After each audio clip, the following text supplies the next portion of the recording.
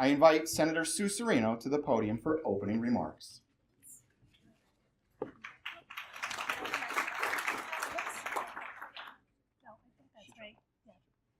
Good morning, everyone.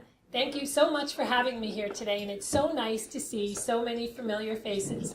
For those of you that don't know me, I'm Sue Serino, your state senator. But more importantly, I'm your neighbor. I've lived and worked here in the community for most of my life.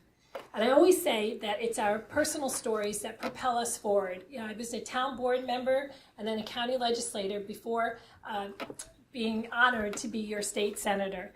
I started working at the age of 15 and never stopped.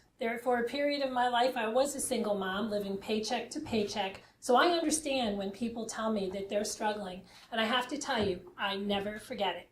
When I go to Albany and I'm asked to vote on legislation, I always remember that when I think about it impacting your lives and your livelihood. You sent me to Albany to shake things up, and I have. I'm never afraid to speak up. One of the things that I did when I was first elected also was to form advisory committees. So I have an aging advisory committee, an education advisory committee. I know Jim Meriden left, Lyme Task Force, and my veteran services. This year we were able to secure unprecedented funding for our schools. The GEA is gone for the teachers in the room. They'll understand that. That was amazing that we were able to get that done this year. It was a promise that we made. Our local roads and bridges, unprecedented amount of money. We've also secured funding for our law enforcement and municipalities, and don't forget our libraries. They're so important, especially with the recession, how people, we have kids that parents have given up their services at home, so kids and young people have to use the services at the library. I've worked to combat Lyme disease and the heroin epidemic. Sorry, I'm watching the clock. Lyme disease, we were able to secure $600,000 for the past 2 years in a row. This year, they were not going to give it to us, but I fought for it.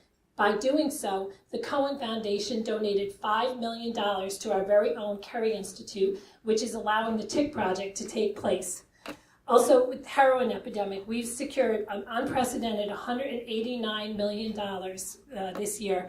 And I have to tell you, just a couple weeks ago, I went to a wake where a young person passed away because somebody left him in the driveway. His mom had the Narcan in the house, but they didn't know about the Good Samaritan law. Those are the messages that we're getting out to the local schools because it's so important, and I'm sure that we'll probably have the opportunity to talk about that later. There's still so much more that we can do to move our community forward, and I look forward to taking your questions this morning. Thank you very much.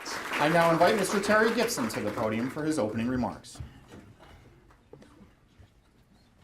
Well, good morning, everyone. My wife Michelle and I are so happy to be here with you this morning. In 2013, as most of you know, I began my first term in the state Senate. About 6 months into that first term, I found myself standing on the Senate floor with a bill that I had written in my hand that would require insurance companies to pay for the cost of treating Lyme disease. I was having a conversation with the chairman of the Health Committee, trying to get him to bring this bill to the floor, to get it through that committee. He told me that he couldn't help me because both he and his Republican conference were recipients of an enormous amount of contributions from the insurance industry. And I thought to myself, wow, if this is happening to me in my first 6 months in office, and I'm trying to do something that would actually help people in my district, it must be happening to a lot of people. And it must be happening on every issue that we're trying to get done here. And I discovered that it is happening on every issue. I discovered that the big corporate money is also being used to try to drain the lifeblood out of our public schools so that New York City charter schools can come in and take them over.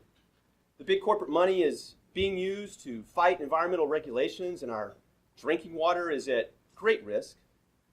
The big corporate money is even being used to slow down our fight against this awful heroin epidemic, to make sure that those who make opioids can continue to make a profit. The governor is in on this. The Independent Democratic Conference is in on this. The State Senate Republican Committee is in on this. And it shouldn't surprise anyone that they're all using that big corporate money to try to make sure that I don't win, because they know that I want to change this system. And you know what? They're right. I do want to change this system. And by God, I am going to get elected, and I'm going to lead the way in getting it done, and I hope that all of you will help me do that. Now that I have that off my chest, I look forward to answering your questions this morning. Thank you.